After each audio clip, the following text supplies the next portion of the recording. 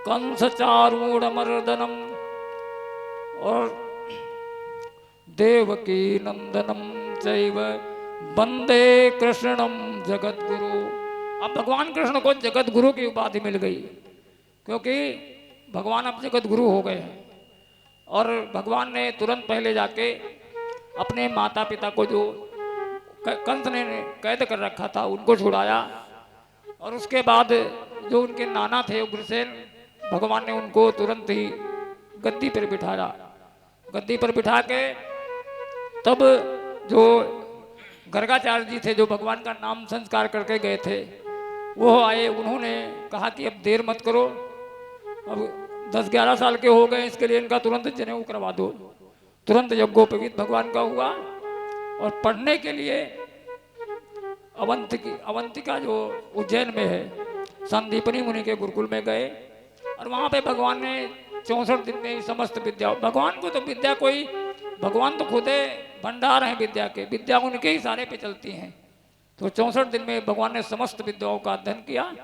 और गुरु दक्षिणा के तौर पर भगवान ने कहा कि भाई गुरु जी, पहले क्या होता था कि जब बालक पढ़ते थे तो फीस नहीं लगती थी, लेकिन जब बालक पढ़ जाते थे तो उनको गुरु दक्षिणा देना पड़ता था अपने सामर्थ्य के हिसाब से। तो भगवान ने पूछा कि भाई गुरु जी, दक्षिणा क्या चाहिए आपको? तो संदीपनी मुनि जानते थे कि ये तो परम ब्रह्म है, लेकिन जो उनकी गुरु पत्नी थी, उन्होंने कहा कि कृष्ण, अगर मेरा बेटा आज के बहुत साल पहले समुद्र में डूब गया था, और अगर वो होता तो तुम्हारे उतना ही होता। तब गुरु पत्नी का, उनके मन का वचन मतलब समझकर भगवान ने तुरंत ही समुद्र के पास गए। तो समुद्र से पूछा, तो समुद्र ने कहा कि भाई हमारे समुद्र में एक शंखासुर नाम का दैत्य रहता है, उससे पूछ लो जाके। तो शंखासुर के पास गए और शंखासुर का भगवान ने वध किया, तथा उस शंख को, वो जो शंख के अंदर रहता था, तो शंख को भगवान लेके आए। फिर यमपुरी गए और वहाँ पे यमराज जी से कहा कि हमारा जो गुरुपुत्र है, वो जो कोई भी कर्म बंधन में पड़ा हो तो उसको तुरंत हमारे सामने लेके आओ। तो यमराज जी ने तुरंत ही वो जीवात्मा को, जो था वो उतने ही साल का था, जब जितना पहले डूबा था उतने साल का ही था वो बच्चा, और वो लाकर भगवान को दिया। भगवान ने गुरु माता को दिया और गुरु माता ने भगवान को खूब आशीर्वाद दिया। फिर इसके बाद भगवान मथुरा आए और भगवान एक दिन बहुत उदास बैठे थे। तो और जो ये उद्धव जी थे, उनके मंत्री थे उस समय। तो भगवान से उद्धव जी ने पूछा कि आप नाराज क्यों, मतलब उतने उदास क्यों हो आप? तो भगवान कहते हैं कि उद्धव, मैं जब से ब्रज से आया हूँ तब से उनसे कह के आया था कि 1-2 दिन में आ जाऊंगा, लेकिन आज बरसों हो गए और अब हमको उनकी बहुत याद आ रही है। और ऐसा करो, हम तो जाएंगे नहीं वहाँ पे, अब आप ही जाओ और उनको थोड़ा, भाई उद्धव जी जो थे वो बहुत ज्ञानी थे, ये साक्षात बृहस्पति के शिष्य थे, इसके लिए ये उद्धव बहुत ज्ञानी थे। तो भगवान ने कहा कि जाओ, तुम पढ़े लिखे हो, थोड़ा समझा के आ जाओ। क्योंकि भगवान जानते थे कि जो ये उद्धव जी ज्ञानी हैं, इनको प्रेम की, जो देखो इनके अंदर प्रेम नहीं है, तो इसके लिए कि थोड़ा ही प्रेम, ब्रज रस में जब जाएंगे तो इनको थोड़ा गोपियों के साथ इनका संवाद होगा, तो ये इनको प्रेम सिखाएंगी। तो भगवान कहते हैं कि जो तुम जाओ और गोपियों को संदेश दे के आओ। तो उद्धव जी सोचते हैं कि अब जब मैं जाऊंगा वहाँ पे, तो ये वो सब गोपियाँ हैं और कोई पढ़ी लिखी तो है नहीं, अब उनको कैसे हम समझाएंगे? और जब हम वेदांत का प्रवचन करेंगे, तत्त्वमसि प्रज्ञानम ब्रह्म अहम आत्मा सोहम जत अजहत लक्षणा व्यंजना, जब इनके माध्यम से हम वेदांत का वो करेंगे, तो फिर वहाँ कौन समझेगा? ये अपने मन में सोच रहे थे उद्धव जी। तो लेकिन प्रभु का आदेश है इसके लिए, और प्रभु ने कहा कि आप ऐसा करो, मेरा पीताम्बर मैं तुमको दे देता हूँ, क्योंकि जब तुम पीताम्बर पहन कर जाओगे तो तुमको गोपियाँ मेरा बहुत घनिष्ठ मानेंगी कि ये उनके अंतरंग मित्र हैं। और भगवान ने ऐसा कहकर उद्धव जी को भेज दिया। अब उद्धव जी आते हैं तो उसी रथ में आते हैं जिस रथ में भगवान गए थे मथुरा के लिए, वो कंस का ही रथ था। तो उसी रथ से वापस आते हैं तो सभी जो सबसे पहले आते हैं नंद बाबा के यहाँ, आते हैं रात में विश्राम करते हैं और नंद बाबा से हाल सब पूछते हैं। नंद बाबा भी खूब कहते हैं कि क्या कभी उस कृष्ण को हमारी याद आती है उद्धव, और वो तो चला गया है और पता नहीं हमको याद करता होगा कि नहीं याद करता होगा। इस प्रकार संवाद करते करते पूरी रात बीत जाती है। अब सुबह का समय होता है तो जब गोपियों को पता पड़ता है तो गोपियां आती हैं और उद्धव जी से गोपियों का संवाद होता है तथा उद्धव जी गोपियों को समझाते हैं कि अरे वो परम ब्रह्म परमेश्वर हैं और तुम लोग उनका चिंतन ऐसे ही करो और उनको देखने या ना देखने में कोई, वो सबके हृदय में है। सब तत्व ज्ञान की बातें बताते हैं, लेकिन जो गोपियां हैं वो समझती नहीं हैं। तो इसमें उद्धव और गोपी का बहुत दिनों तक संवाद होता है और अंत में 6 महीने तक उद्धव जी रहते हैं। तो गोपियों ने इनको इतना सब कुछ बता दिया कि इनके जो ज्ञान था ना, उन इन गोपियों ने इन उद्धव जी के ज्ञान में इतने डंडे बजाए कि इनके जो ज्ञान था उनकी गुदड़ी बन गई। तो ये ज्ञान गुदड़ी मोहल्ला आज भी वृंदावन में रंग जी के मंदिर के पास में ही है। तो अब उद्धव जी 6 महीने के बाद गोपियों से विदा लेकर आते हैं और कहते हैं कि प्रभु हाँ साम हो चरण रेणुजुषाम हम श्याम वृंदावनम किमपि गुल्मलतौषधीनाम। कहते हैं कि मैं आशा करता हूं कि मैं इस ब्रज भूमि का कोई भी छोटी से छोटा गुल्मलता औषधि या कोई भी कुछ भी हमको बना दें, तो उससे होगा क्या कि ये जो भगवान की प्यारी गोपियां हैं, इनके ये जब चलेंगी ना तो इनके चरणों की धूल हमारे ऊपर पड़ेगी। देखो उद्धव जी कहते हैं कि गुल्मलतौषधीना यानी छोटा वृक्ष जो छोटे घास के होते हैं, क्योंकि बड़ा बना देंगे तो बड़े में इतनी जल्दी धूल नहीं जा पाएगी। इसके लिए कहते हैं कि जब ये गोपियां चलेंगी तो इनके पैरों की धूल हमारे ऊपर पड़ जाया करेगी और उससे ही हम पवित्र हो जाया करेंगे। तो 6 महीने बाद उद्धव जी वापस आते हैं और भगवान को बहुत खरी खोटी सुनाते हैं। कहते हैं कि कृष्ण हम तुमको हमने आज जाना, तुम बहुत ही निष्ठुर हो। वो गोपियां तुम्हारे लिए सर्वस्त्र निछावर कर दिया है और तुम उनके लिए कुछ भी नहीं करते हो। और इस प्रकार जब भगवान से खूब खरी खोटी सुनाई उद्धव जी ने, तब भगवान ने उद्धव को गले लगा लिया और कहा कि मित्र अब तुम प्रेम के रंग में रंग गए हो।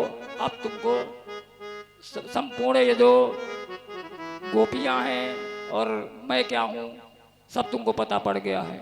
और भगवान ने उद्धव जी को दिव्य वृंदावन के दर्शन कराए तथा जो वृंदावन दिव्य है वो भगवान ने उनको दर्शन कराया। और इस प्रकार अब इस प्रकार क्या हुआ कि ये जो कंस का जब भगवान ने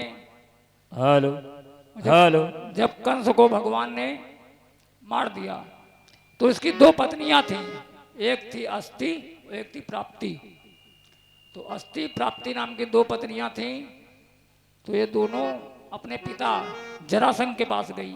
जो जरासंध था वो मगध देश में रहता था, तो उसके पास गई और उसको अपना दुख बताया। तो जरासंध ने क्या किया कि अपनी 23 अक्षौहिणी सेना लेकर और मथुरा को आकर घेर लिया।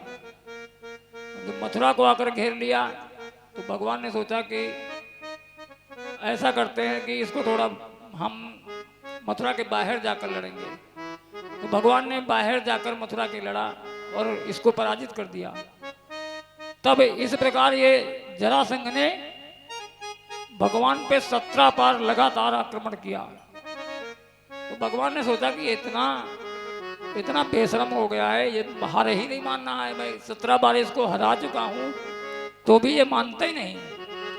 तो अब तक 18वीं बार जरासंध ने क्या किया, देखो जो जरासंध था वो था तो बहुत दुष्ट, लेकिन वो ब्राह्मणों का बहुत भक्त था। तो उसने क्या किया कि अब की बार ब्राह्मणों को बुलाया और कहा कि तुम ऐसा अनुष्ठान करो कि जिससे ये कृष्ण मुझसे हार जाए। अगर कृष्ण हार जाएगा तो तुमको दक्षिणा डबल दूंगा, मुमांगी दक्षिणा दूंगा तुमको। अगर नहीं हारा तो किसी भी ब्राह्मण की खैर नहीं। तो इसने अनुष्ठान में बिठा दिया। तो अब ब्राह्मण बेचारे फंस गए, वो सोचने लगे कि अब तो बुरे फंसे। तो वो अनुष्ठान के मंत्र तो भूल गए, वो तो सीधा भगवान को याद करने लगे और कहते हैं कि भगवान अब की बार केवल हमारे लिए हार जाओ, नहीं तो ये दुष्ट हमको छोड़ेगा नहीं।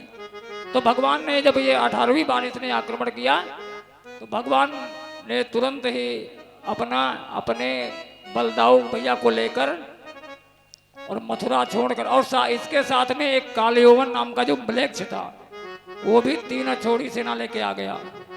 तो जब दोनों तरफ से हमला हुआ तो भगवान ने सोचा कि अब तो यहाँ रहना ठीक नहीं, अगर यहाँ रहेंगे तो ये मथुरा पूरी नष्ट कर देंगे और जितने यदुवंशी हैं सब नष्ट हो जाएंगे। तो भगवान ने तुरंत ही मथुरा छोड़ दिया। और जब ये भागने लगे, भगवान रण छोड़कर भागने लगे, मैदान छोड़कर, तो इनका नाम रणछोड़ पड़ गया। और पीछे पीछे कालयौवन इनको दौड़ाने लगा और भगवान आगे आगे भागते हैं, पीछे पीछे कालयौवन। और कालयौवन कहता है कि अरे कृष्ण रुक तो जाओ, तुम्हारा बहुत नाम सुना है और तुम तो ऐसे ही लड़ाई कर ही नहीं रहे हो, ऐसे ही भाग रहे हो। तो भगवान ने भागते भागते एक मुचकुंद ऋषि थे, तो मुचकुंद ऋषि के गुफा में ले गए। और उन मुचकुंद ऋषि को वरदान था कि तुमको जो वो गुफा के अंदर सो रहे थे और उनको वरदान था कि जो तुमको सोते हुए जगा देगा तो वह तुम्हारे आंखें खुलते ही भस्म हो जाएगा। तो भगवान दौड़ के गए और गुफा में छुप गए और वहाँ पहले से मुचकुंद ऋषि सो रहे थे बड़े आराम से। और भगवान ने क्या किया, जो अपना पीताम्बर था ये उनके ऊपर उड़ा दिया, मुचकुंद ऋषि के ऊपर। अब पीछे से कालयौवन आया और उसने देखा कि अच्छा ये बात है, कृष्ण हमसे डर के मतलब पीताम्बर ओढ़ के सो गए हो। इसने तुरंत जाते जाते एक लात मुचकुंद ऋषि के मार दी। अब इसको क्या पता कि मुचकुंद ऋषि हैं या कृष्ण। तो जो मुचकुंद ऋषि थे वो तुरंत ही उठकर बैठे और ज्यों ही उन्होंने आँख खोली त्यों ही कालयौवन भस्म हो गया। अब जब कालयौवन भस्म हो गया, अब भगवान थोड़ी देर बाद निकल के आए। तब जब इसने भगवान को देखा तब पूछे, भाई इतना अच्छा भगवान, इतना सुंदर भगवान का स्वरूप था। तो इसने पूछा कि भाई आप कौन हो। तब भगवान ने पूरा परिचय दिया। फिर इसके बाद भगवान ने गुफा से बाहर निकलकर, और उधर जरासंध की सेना पीछे पड़ी थी, तो भगवान ने दौड़ते दौड़ते, एक पर्वत था उसका नाम था प्रवर्षण पर्वत, उस पर हरदम वर्षा होती रहती थी, इसके लिए उसका नाम था प्रवर्षण, यानी हरदम वर्षा चालू रहती थी। तो भगवान कृष्ण और बलराम ने जाकर उस प्रवर्षण पर्वत पर चढ़ गए और इधर जो जरासंध था वो 23 अछोड़ी सेना लेकर उसने सारे पहाड़ को घेर लिया। अब सोचा इनको भागने नहीं दूंगा, अब चढ़े तो कहीं से तो उतरेंगे नीचे। तो और इसने क्या किया कि चारों तरफ से पहाड़ में आग लगवा दी। अब आग लगवा दिया तो भगवान ने क्या किया, तुरंत ही भगवान ने विश्वकर्मा को आदेश दिया कि विश्वकर्मा हमारी द्वारिका में हमारी एक दिव्य पुरी का निर्माण करो। और विश्वकर्मा ने तुरंत ही 24 कोस की द्वारिकापुरी का दिव्य निर्माण किया तथा भगवान ने वहां से प्रवर्षण पर्वत से छलांग मारकर सीधा अपनी द्वारिका में पहुंच गए। और ये बहुत दिन तक वहां बैठा रहा। फिर इसने सोचा कि शायद जल गए होंगे क्योंकि आग लगवा दिया था और बच के तो कहीं गए नहीं। तो भगवान ने वहां से छलांग मारकर द्वारिका चले गए और वहाँ से भगवान ने द्वारिकापुरी का निर्माण करके वहीं भगवान रहने लगे। तो आज से भगवान अब द्वारिका में रहने लगे, तो द्वारिकाधीश हो गए। तो द्वारिकाधीश भगवान की। अब एक भजन सुनते हैं, फिर 15 मिनट की कथा और है, रुक्मिणी विवाह तक पहुंचाना है, फिर कल का अगला प्रोग्राम। चलो।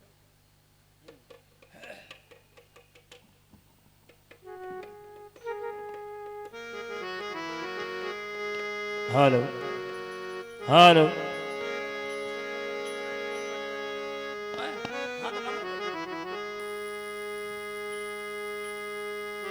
आप लोगों ने सुना अभी